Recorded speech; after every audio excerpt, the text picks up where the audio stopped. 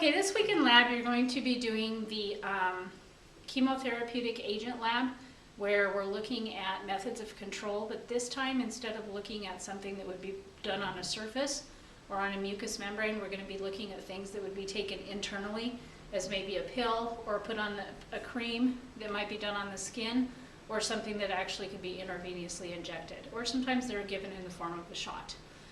So remember that we kind of stay away from the word antibiotic, because antibiotic does mean produced by a microbe. Most of the chemotherapeutic agents used today are not true antibiotics. They're either synthetic or semi-synthetic.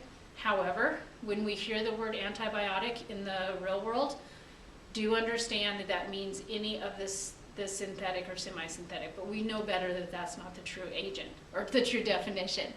It's better to use antimicrobial, antibacterial, or use chemotherapeutic. Okay, so for this we are looking at particular cultures, particular types of bacteria sensitivity to the different antimicrobial drugs. Now for this we're going to be using 7 different cultures. We're going to see we have gram-negative and gram-positive. We also have mycobacterium, which is going to be, have the waxy layer. So we're going to be looking at a wide range. Also, remember that gram-positive are often more sensitive to the true penicillins. Gram-negatives are not. And then under the gram-negative or gram-positive category, there's going to be different bacteria that are naturally more sensitive to antimicrobial agents than other ones are. So we're looking at a pretty wide range here. We're looking at 7 different species. That is why you have 7 plates for part 1. You will take each species and put them on their own plate, okay? As we did with the disinfectant lab, we're going to use sterile swabs. We do have them in ones that have probably 1 package will be enough for an entire group. With these, instead of using a loop, you're actually going to spread the bacteria on the plate using a sterile swab.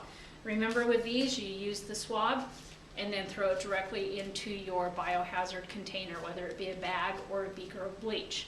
Do not save them and start putting them back into the wrapper and then put the whole wrapper in. One at a time, you need to dispose of them, okay? So for this, you are going to do what you always do, label your plates, and then you are going to use the sterile swabs to put one species onto one plate, another species onto another plate. And remember, you're doing a lawn of bacteria. You spread it, turn, spread, turn, spread, turn, and keep spreading. Remember, if you end up with lines, you're not going to be able to see your zone of inhibition because you don't have a confluent lawn of bacteria. In this case, more is better rather than less is better, okay? After you spread it on there, you are going to let your plate sit for 5 minutes, right side up, not upside down, so the bacteria can kind of dry on there before you add the discs, okay? For the first part, we're still on part 1 of the lab, you are going to use the automatic disc dispenser. All of the antimicrobial agents that we're going to be using are the ones that are listed in the lab manual, except for the sulfonamide. May not actually be sulfonamide, it may be a different type of sulfa drug, but remember, if it says sulfa on it, then it is probably an enzyme inhibitor and has the same activity as any other sulfa drug. So we may substitute the actual sulfa drug with one of a different name, okay? The other thing is there are 7 agents here. We are going to use 8 because the disc dispenser has 8 compartments in it, and if you don't fill that 8th one, you end up with the opening will actually cause contamination and also can cause the jamming of the device.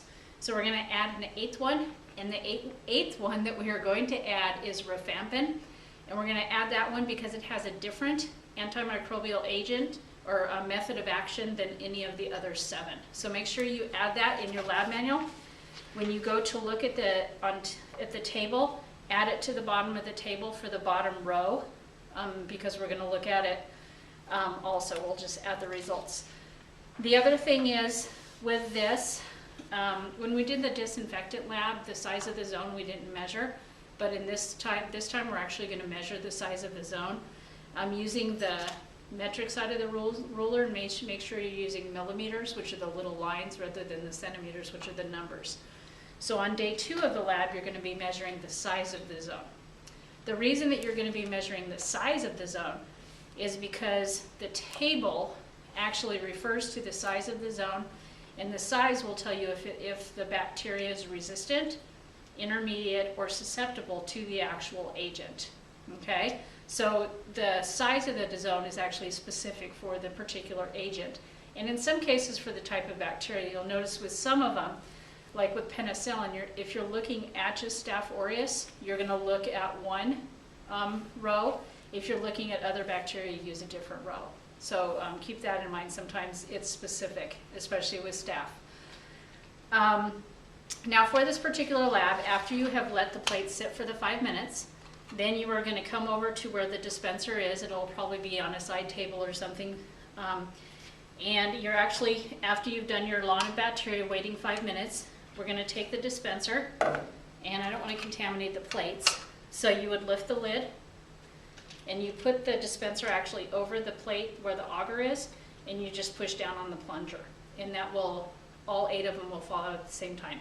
If we end up, when we push on the plunger, that we get it stops, that means that one of them is running out, and we can't go any further with it until we replace that, because it's actually a safety, not a safety, but it keeps it from contaminating.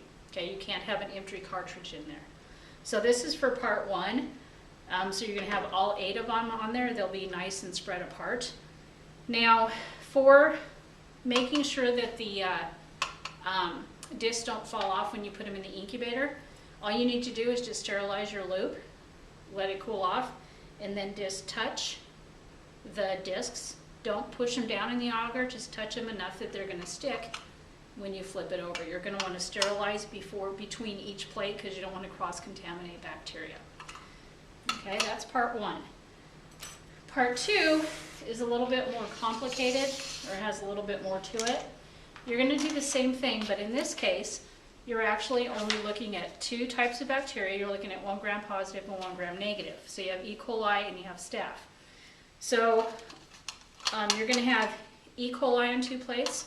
You're going to have Staph aureus on 2 plates. Same thing, using sterile swabs. You're going to put a lot of bacteria on there, confluent, make sure there's no spaces. But before you actually put the bacteria on there, you need to follow these directions. Okay? On one of the plates, one of the E. coli plates, you're going to be putting 2 different antibiotics. And you want to look, I shouldn't use the word antimicrobial agents, and you're looking to see if they're synergistic or not. Okay? So you're actually going to, before you put your bacteria, you're going to be on the plate, turn it upside down, and then using the metric ruler, you're going to find the middle of the plate. So just put a dot in the middle of the plate. And it tells you what to measure. For example, on the first E. coli plate, you're going to measure 12.5 millimeters from the dot to the side. Okay? And remember, each line is a millimeter, not a number. Okay? So you do it with the E. coli, then the other E. coli plate, you're doing the same thing, put a dot in the middle, but then you're measuring 14 millimeters to either side. With your 2 Staph aureus plates, one of them you're doing 14.5 millimeters from your middle dot, and the other one you're doing 14. And then, so you'll make dots at the measurement. So say it was the last Staph aureus one, and I'm doing 14 millimeters from the center.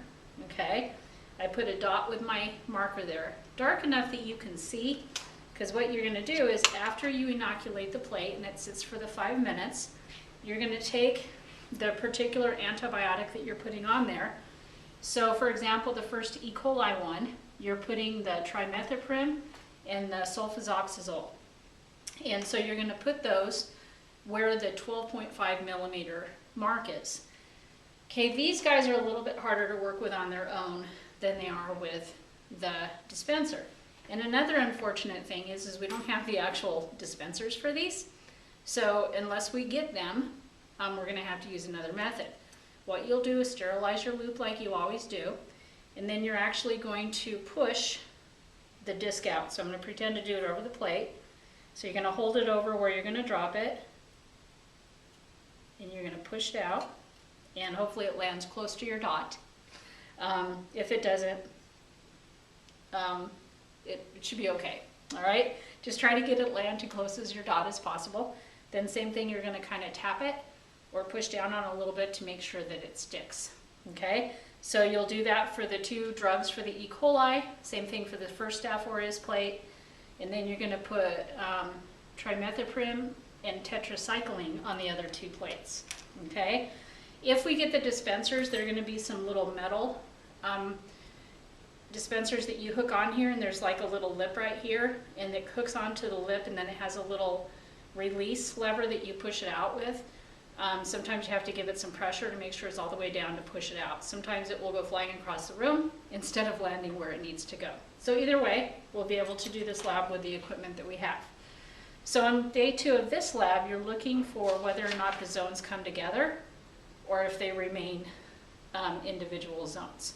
So we're looking at the 8 antimicrobial drugs on the 7 bacteria here. And then on part 2, we're going to be looking at 2 drugs, whether they work together, synergistic, or just individually, where you wouldn't want to put them together because they're not going to do better than just each one individually.